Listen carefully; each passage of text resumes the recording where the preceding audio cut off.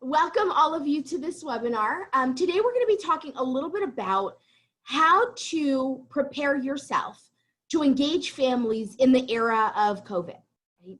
So what I'm sure a lot of us thought would be, 2 weeks, 3 weeks, maybe a month tops, is now the majority of our 2020. And it looks like it might be our 2020 for the foreseeable future. So we thought that it was really, really important for us to talk about what family engagement is going to look like given the current situation of events, given the fact that we're still socially distanced, given the fact that we are still implementing different policies and procedures to make sure that there is health and safety at the highest level possible. But, you know, one of the things that we were really wanting to make sure that we did today was that you not only heard from us, but that you heard from somebody who is also doing the work, who has been able to continue to engage and communicate with families. So the last half of our presentation is going to be a guest speaker, and I'll introduce her in a little bit, who will be sharing a little bit more about how she has continued to engage families given the climate and the situation that we find ourselves in. So once again, welcome, welcome. It's a pleasure to see you. It's a pleasure to host you. It's a pleasure to be able to share a little bit more about us, our work, our family engagement tips, and to support you in the work that you do. We continue to believe that all of you play really an integral role in the lifelong success of the youngest members of our society, of our youngest citizens. And so it is our honor and our continued joy to continue to serve you and to support you in any way that we can with information, with strategies, with ideas, et cetera, et cetera. So a few friendly reminders before we jump into introductions and the meat of our presentation. First and foremost, we want to make sure that you know that we want you to interact with us. If you notice, you'll be able to see this if you open up your participants list, at the very bottom of your participants list, you're going to see a list, kind of like a panel of ways that you can interact with us. There's a green check mark for yes, there's a red X for no, there's go slower, go faster. There's even a thumbs up, thumbs down, a clapping hands, and a little coffee cup if you step away because you need some coffee during our webinar. So these are ways that you can interact with us. We also have the chat box where you can share thoughts, commentaries, suggestions, and ideas with everybody on our webinar today. Also, if you could do us the quick favor of just making sure that the name that appears in your video box is the correct name that we can log for attendance purposes. We do take attendance multiple times throughout this webinar to make sure that we accurately count everybody so that everyone gets the credit that they deserve through the registry. And so we definitely want to make sure that we get your name correct. Also, we want you to let us know when you want to share. Use the raise hand feature, use the chat box. We want to make this as interactive as possible. And so as you think of questions or ideas, if you want to share them verbally, feel free. But also if you want to just type them in the chat box, feel free to do that as well. And then finally, we're here to support your learning. We want to make sure that you get all of your questions answered. So I'm willing to stay afterwards. I will be continuing to check the chat box to make sure that all of your questions are answered. We're here to learn from one another, and we're really here to share information so that all of you can be better equipped to navigate these times that we find ourselves in. So with that being said, let's go ahead and do introductions. If you could do your introduction in the chat box, we ask that you share your name, your role in your organization, and what city do you currently live or work in. Nowadays, it's one and the same, right? So go ahead and just let us know who you are in the chat box.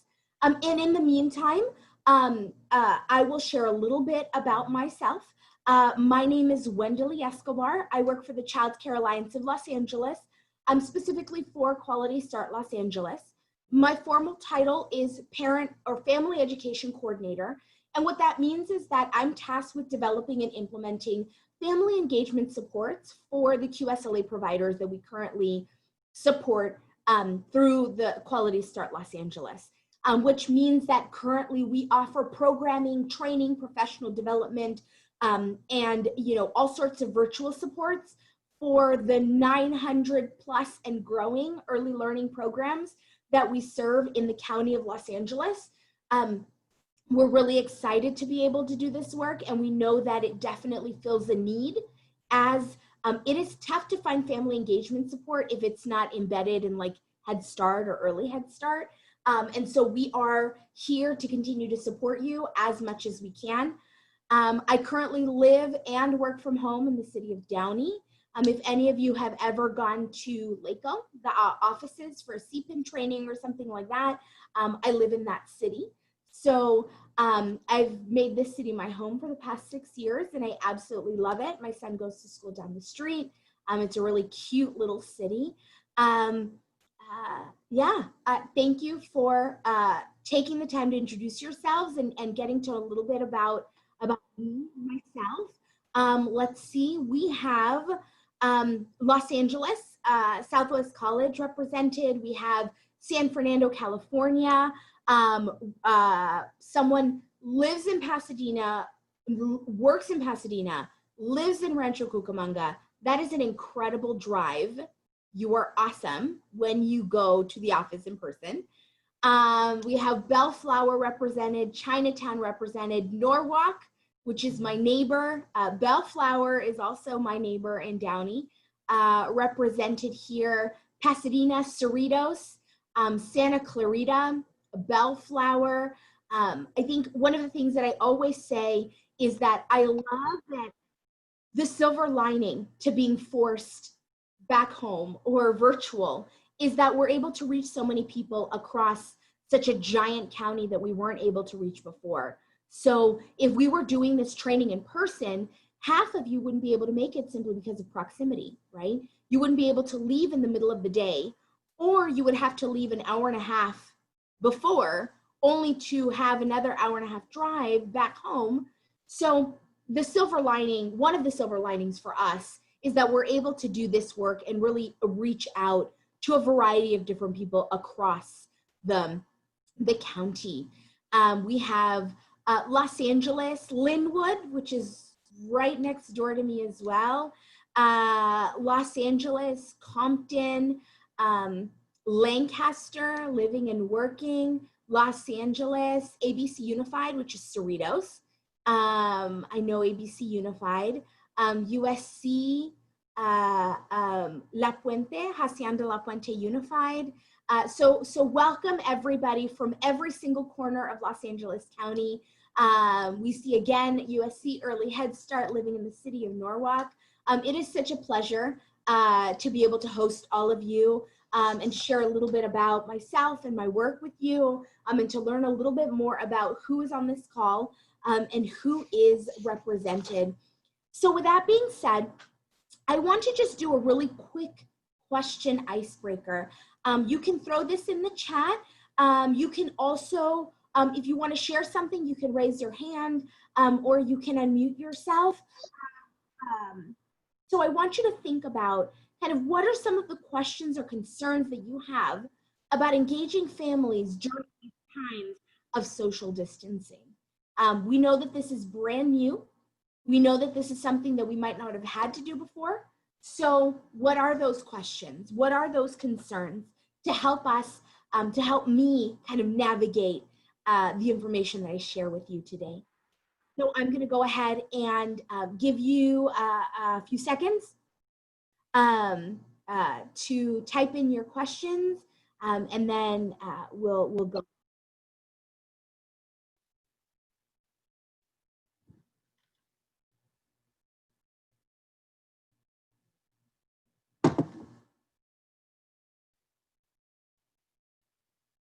Okay, so we see somebody saying that family's not wanting to participate. Okay, that's definitely a valid concern. And that can definitely be a challenge. Somebody else said ability to connect is also another one.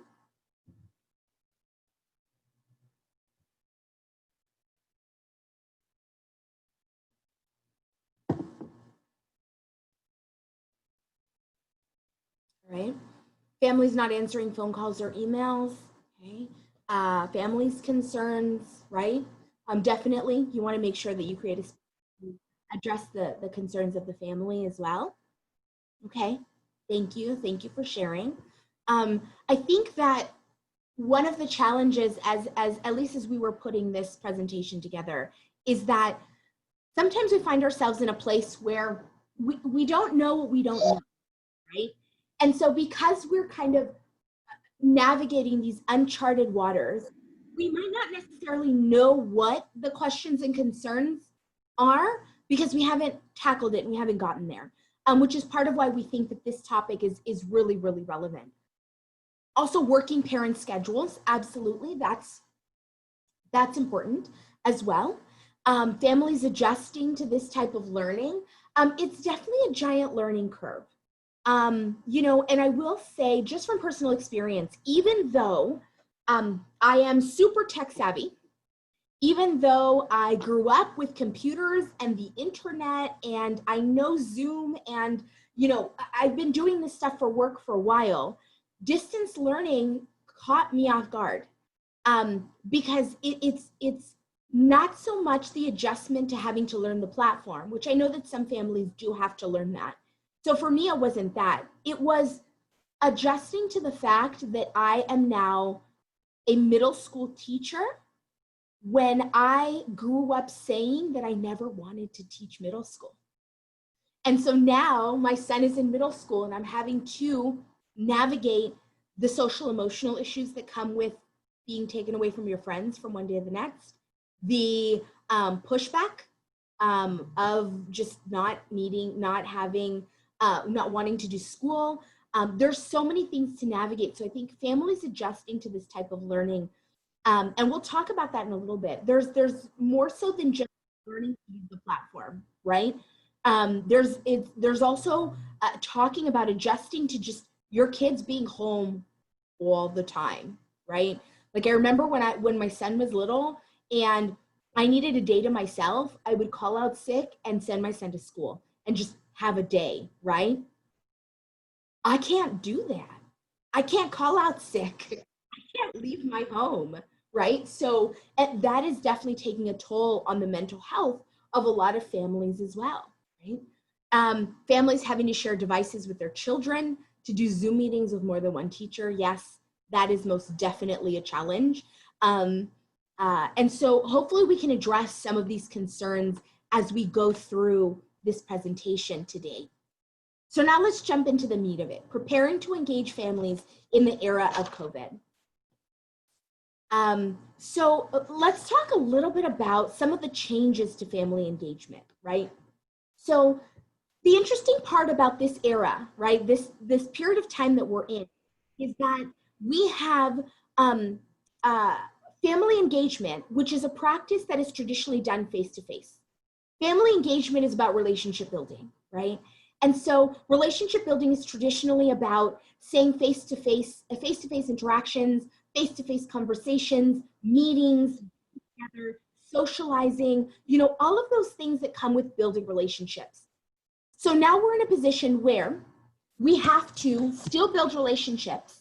We just can't do it in the way that we traditionally learned how to do it, which is face-to-face and in person, right? So here's some of the changes that you might see or experience. If there are other changes to your family engagement that you've noticed from working with families that you want to throw in the chat, please feel free to do so. So now, if your centers aren't open or as they're opening, families will really no longer be able to come into the center to drop off or pick up, right? So there isn't any more, oh, I'm gonna walk you to your cubby and big hugs and kisses and say hug, give your teacher a hug. Like now we're really implementing temperature checks. We're having to do outside. We're having to sanitize pens in between signing in and parents signing in. And in order to not cross-contaminate, we really want to separate, or we're working to separate families from coming indoors, because our indoor environment should be super sterile for the benefit of our kids. Families will also be encouraged to participate in curbside drop-off and pickup. I know that on Facebook there are lots of memes about when school opens up, you're going to drive up to the curb and kick them out of the car. But in reality, that can be uncomfortable for some families, right? Having to just pull up and having somebody else come and pull their baby out of the car, especially if the baby doesn't want to, they're having a rough morning, if they don't want to get dropped off, if they're scared, if they're feeling anxiety, et cetera, that can definitely be a challenge for curbside drop off and pickup. Also, the health and wellness checks and even just masks and face guards can be kind of scary for kids, right? And can be scary for families. If you've hired a new teacher during this time and the families don't know this person, or they've never seen this person because they're usually on the inside or they show up later, now you've got a stranger in a mask and a shield coming to do a health and wellness check or coming to welcome the child in. That can be really scary and really challenging for parents, especially in addition to all of the feelings that they're experiencing through this process. Other changes include communication has to be digital, parent meetings, parent-teacher conferences have to be digital, notes from home have to be digital. Everything has to be digital because if you're passing out flyers, you run the risk of cross-contamination. And then finally, children may be limited as to what they can bring, right? Parents can't bring snacks anymore. Parents can't bring treats for the kids anymore if there's a birthday, right? Kids can't bring a blankie or a lovey or a stuffed animal or a toy. And if they do, it's got to be in a cubby, sanitized and put away. You might want to even not encourage backpacks because you don't want cross-contamination from home to school. So suddenly, we're having to face family engagement, building relationships in an environment that's intended to really promote distance. And that can be a challenge as well. So even though there are changes to family engagement, it's important for us to talk about that family engagement does matter. The fact of the matter is that even though the way we interact with families is different, the importance of family engagement remains the same. So family engagement continues to be a key component of quality, right? So decades of research tell us that family engagement leads to improved school readiness, positive outcomes, academic success, and overall lifelong success for kids whose families are engaged and really a part of the educational process and their educational career. Also, family engagement is an issue of equity. When we're looking to build relationships with families and get to know them one-on-one, we are then creating spaces where families are represented, where families feel heard, where families feel respected, and where families have access to an educational system in a classroom that they might not always have had access to. So continuing to do the work of family engagement not only continues to elevate your quality, but it also improves equitable access to the educational spaces that you're creating.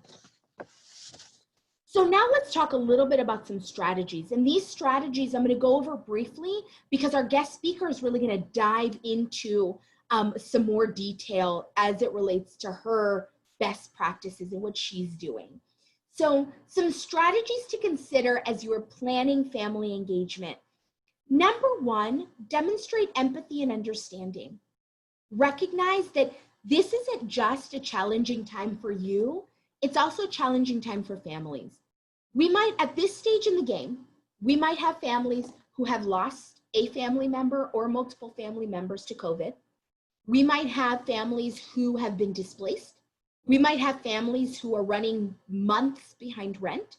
We might have families who had to quarantine themselves and that was 2 weeks that they couldn't be with their kids and comfort their kids.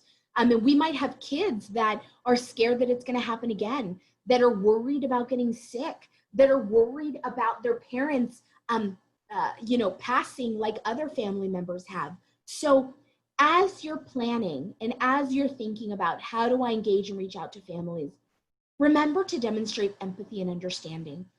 Sometimes families don't respond, not because they don't want to, but because it's simply outside of their capacity to. Sometimes families, they're just running on survival mode. And survival mode does not allow the building of relationships. The most you can do is to continue to reach out, to continue to love on them from a distance, to continue to demonstrate understanding and be available, and wait for them to be ready to come around, right? And so there will be some families absolutely who, you know what, I don't want any part of this distance learning. You know, we'll get back to life as normal when things go back to normal. And that's okay, right? But be able to demonstrate empathy and understanding for them, just as you demonstrate empathy and understanding for the families who might be very much so struggling in a lot of different areas during this time. Also, allow the families to inform your plans. For the families that you are actually working with, that are actually interacting with you, ask them what they want to see.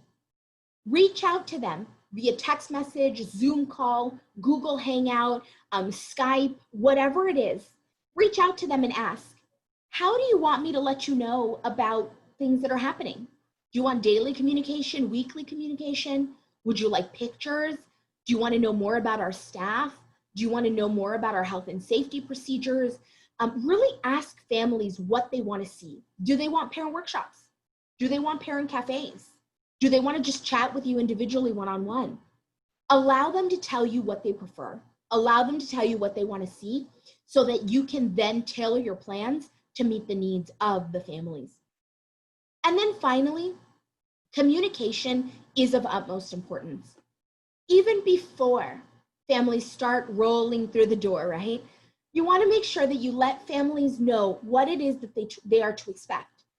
Let families know that there will be curbside pickup, if there is, that they won't be able to come inside, that they won't be able to bring backpacks.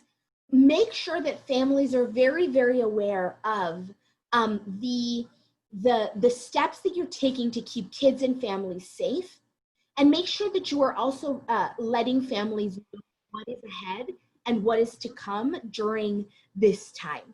The more information the families have, the easier it is for them to feel at ease and to feel safe so that they can continue to build that trust with you. And also communicate with them events, right? If you are at the place where you can do parent cafes or parent workshops, whatever it is that you can do, communicate that with them. Make sure that they know well in advance. And also, from our previous webinars, you also want to make sure that you record the content or have a one-sheeter that you can send to everybody for the families that might not be able to make it to a webinar or a parent workshop or a parent cafe, right? And as you can see at the beginning of ours, we do a notice of recording. Make sure that you do that with the family so that they know that they're being recorded and they're able to give you their permission. But really, communication is of utmost importance during this time. And it really helps to quell kind of those nervous feelings among the families. So some of the comments that I see here in the chat are that, you know, we have families bring a pen from home. That's a great idea. Communicate that with families in advance, right? I know that if you don't tell me in advance, I won't have a pen in my car. That's just not how I roll. Everything's on my cell phone. So communicate with families well in advance. Have text messages or email reminders. Say friendly reminder, don't forget to bring a pen. If you have a box of pens or if you have the capacity to purchase from Amazon and just give everybody a pen and have them keep it in their car, that might be something that's helpful as well. Also, if you have a demographic of families that walk their kids to school, that take the bus to school, you might want to have a plan of action for those that might not be able to keep something in their car, in their purse, or in their pocket. There's also the concern about families not having the appropriate technology or enough devices, absolutely. So when you allow the families to inform your plans, that's part of what you ask them. You ask them, how many devices do you have? If we do a Zoom at 10 o'clock in the morning, do you have a child that will also be on the computer during that time?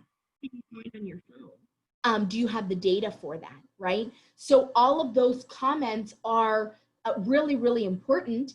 And those questions are important to help you really plan in advance. Washing blankets every single day on site is great. Someone said I share a YouTube video that I made my classroom for the families. Absolutely, that's great. Especially if you're enrolling new families and they can't come do a tour, do a virtual tour. Walk them through your space virtually.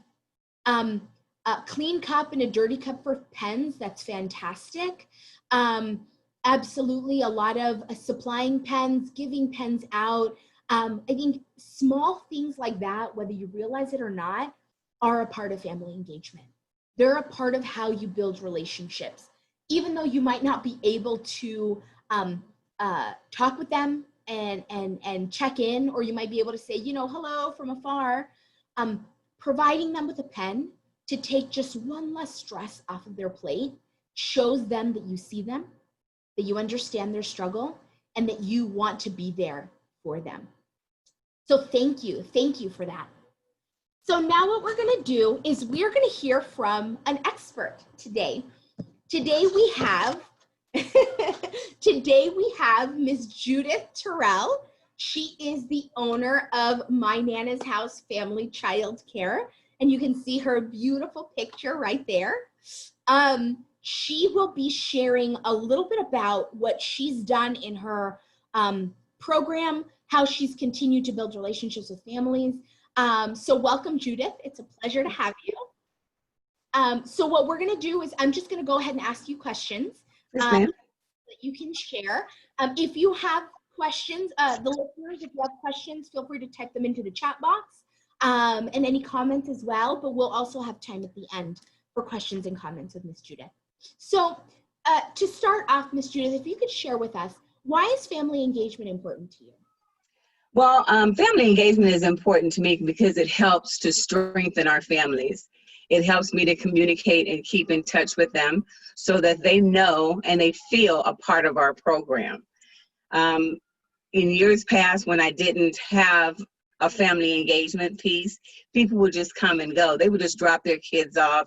They wouldn't understand exactly what it is that we do in our child care, you know. So now that I've gotten them more involved, they want to see and do more with their children at home, and it helps in a better way.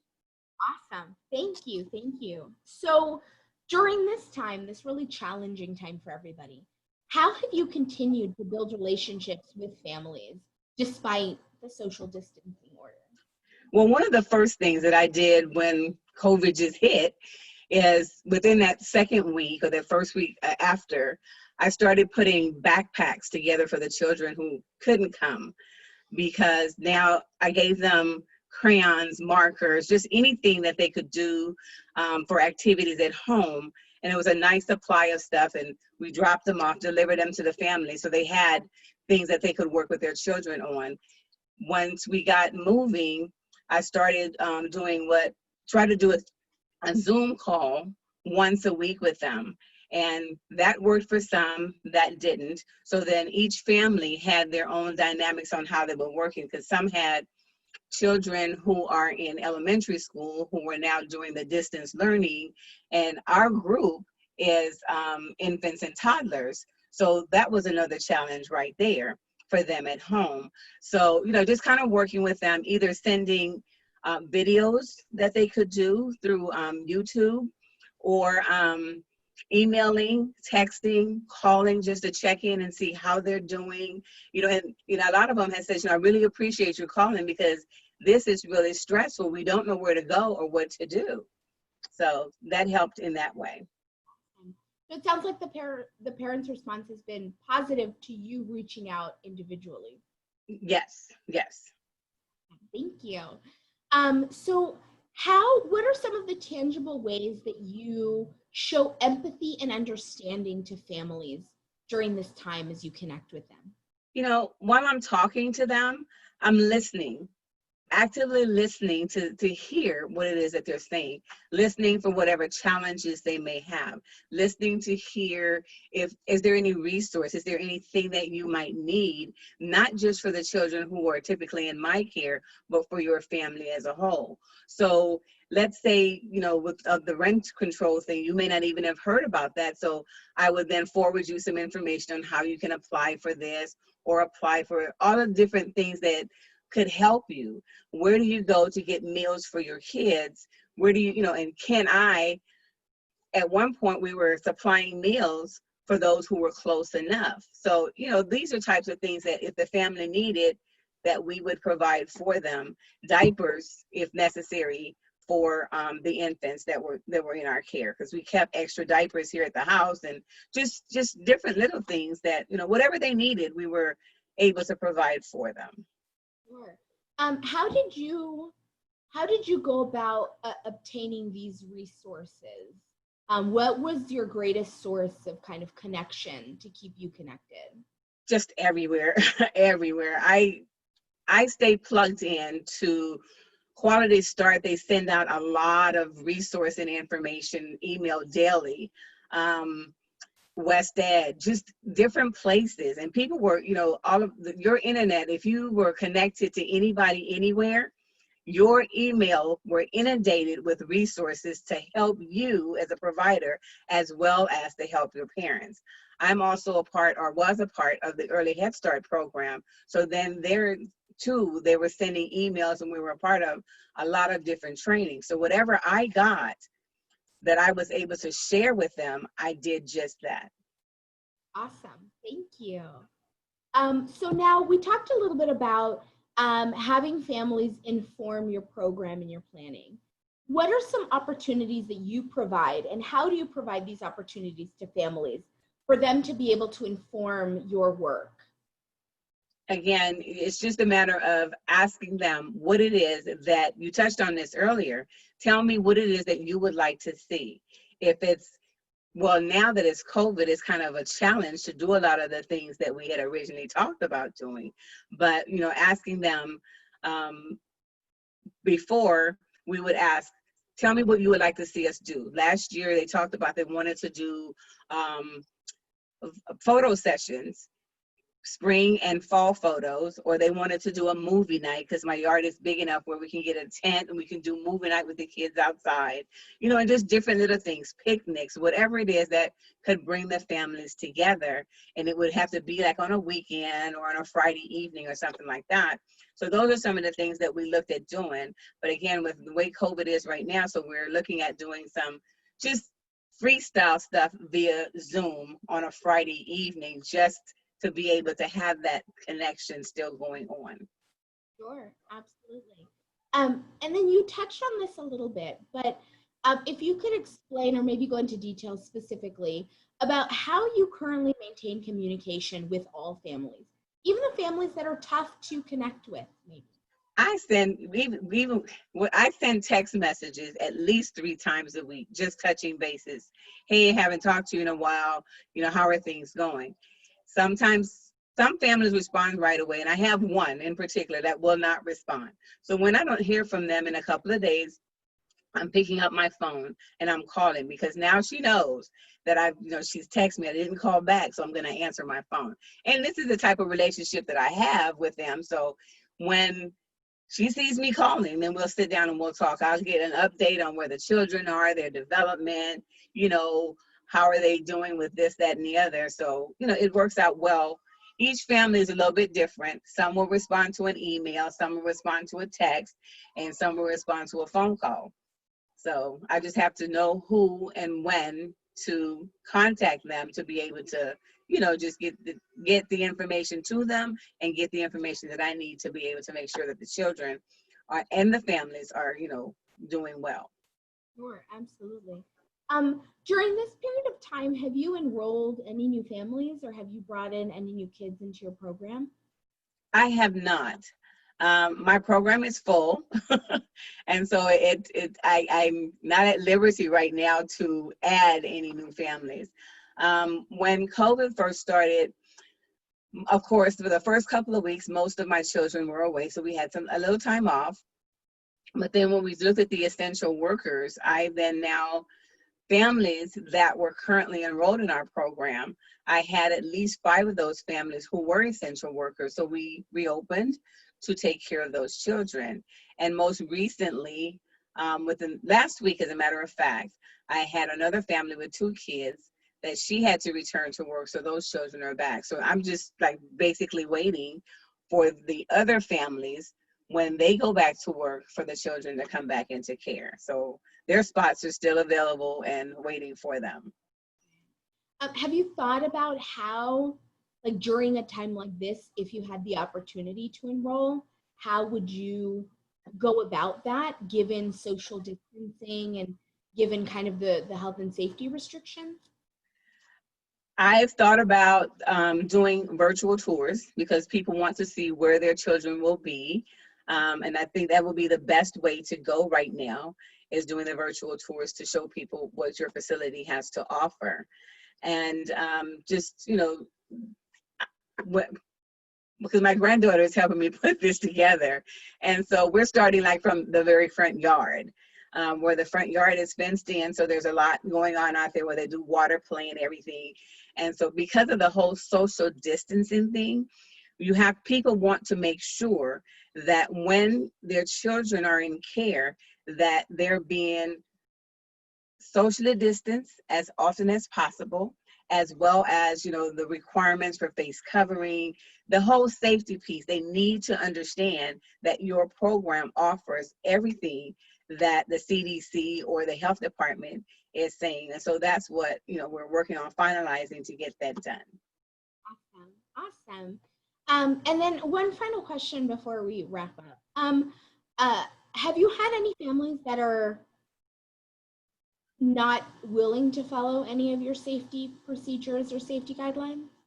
Not at all, not at all. Because what I did prior to the ones that had been here for every step of the way, this is what we're doing. These are the new changes. Every time that there's a new change with CDC or whatever it is, and I implement, I'm either texting that information if that's what required right now, putting it, if it's a long communication, it goes in an email, so that everybody, regardless of whether they're in or out, is getting the same information. Because they now understand that when they come onto my front porch, there are markers that says that this is where you stand if you're waiting for a parent. And what I've also done is I've given each family a drop-off time so that I don't have a crowd of people showing up at the same time. Once they come on the porch, I was fortunate enough to find a hand sanitizer dispenser thing that is on my front door. And there are signs there reminding them that face covering is required. So they have an opportunity to clean their hands, especially the adults, before coming in. Once the children are, everyone's in, temperatures are being taken, hands are being washed right in the front, and so before they even go into the areas where they play, you know, with their teachers. So all of these things are in place, and the parents, they really appreciate that, because now they know that my kid is going to be safe, especially when it comes to, you know, all of this whole COVID thing. So, you know, those are things that we put in place. And no shoes come off at the front door, and that's it. Awesome. Do you allow them to bring things like backpacks and? Nothing. No toys from home. Nothing. Wow, that's awesome. How did I'm just curious myself, how did you get parents to show up at a certain time like that? You know, they're usually coming between a window of between 8 and 9 is typically when they're dropping off. And I just simply explain to them, you know, I know that you normally just come, but I would appreciate it very much, because I would just I'd rather just be able to clean in between, you know, the drop-offs if I need to, so that everybody is safe. So here's your time. Here's your time. Based on where they normally come at the earliest time that they would come, I then say, yeah, then it's a 10-minute window, because it doesn't take long to drop your kid off and go, because we're not sitting around anymore having coffee or tea because we can't. So, you know, at the drop off, by the time you're finished, and then even if someone's outside and I've noticed that they see someone on the porch, they're waiting their car, and then when they leave, they'll come. So, and I really appreciate them for doing that. Awesome. Thank you. Is there anything else that you would like to share with the other people on this call about engaging families during this time? You know, I just would like to let them know that if you're not already or don't have a family engagement piece in your program, it's something that you should work towards doing. Because for me, it has shown that the families have respected me more. I respect them. I understand them better.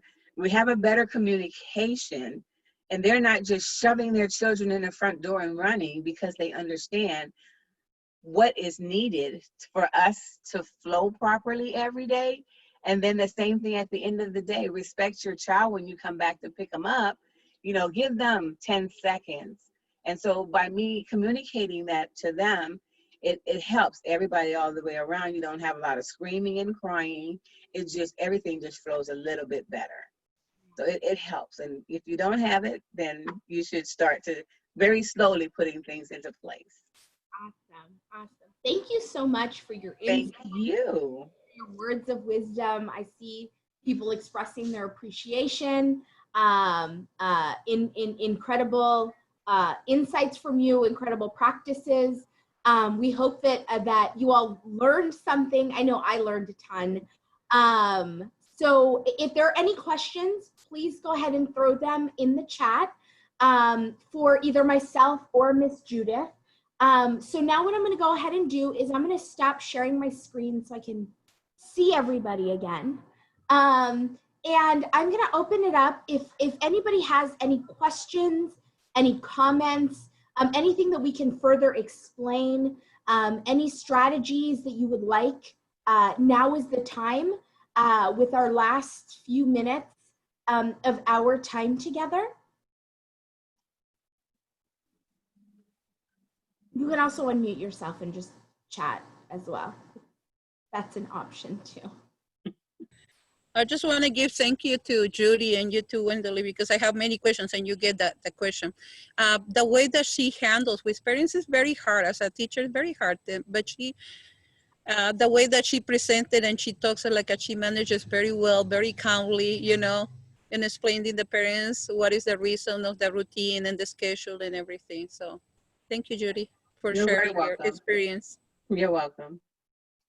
Absolutely. And I think, you know, what's important to remember that I think Ms. Judith touched on really, really well is that, you know, when explaining to families that you already have a relationship with is so much easier than explaining to families that you don't have a relationship or a trust with, right? Mm-hmm. And, you know, it's one thing to say, okay, look, here's the policy, it is what it is. And if there's no rapport, if there's no relationship, it always comes off wrong. Versus when you have taken the time to build the relationship, to get to know them, to really get to know the family, how they prefer to learn and interact and engage. And then you tell them, this is why I'm doing this, because they know you, they actually want to protect you. And part of protecting you is complying, right? It's when there isn't that relationship that telling people to follow policies then becomes a challenge, because there's no rapport. There's no, like, why should I follow this if we're not friends, if we're not cool, right? So thank you for kind of sharing that with us, Judith. Any other questions? Anything else that we can touch on or elaborate on?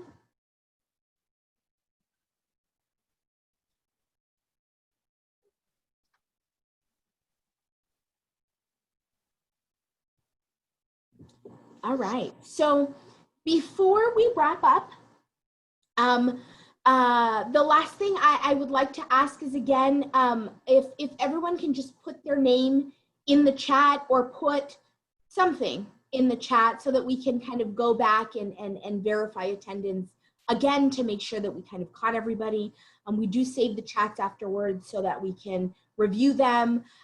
If you have any questions, if you would like to connect personally, I will stay on as long as needed. We will have another kind of set of webinars in August. Our goal and our hope is to kind of start offering a train the trainers again in a more condensed format, because we don't want you sitting on a Zoom for 6 hours. Hopefully we can start offering those again, and you should be receiving emails. After this webinar, Carter is going to send you an evaluation. We ask that you please just take the time to fill it out and be as honest as possible. We use these evaluations to gather feedback to continue to inform our program. And we always like to know not only what we're doing well, but what we can do to create a better experience for all of you. With that being said, have a beautiful rest of your day, rest of your week. Continue to do the work that you all do. You all are incredible. You all do some really hard work. This family engagement work is not easy, not by any means. And we are here. Please know that we are here to support you with questions, with resources, anything that we can do to uplift you, uplift the field, and support you with tangible strategies to implement in your classrooms. We are happy to do that. So again, we thank you for your time. We hope you learned something, and we hope to see you at a future webinar with us. Thank you so much. Happy. Thank you. Thank you, Wendoli. You're an awesome presenter. Thank you. Thank you. As always, great job. Thank you. Thank you. Thank you. Bye.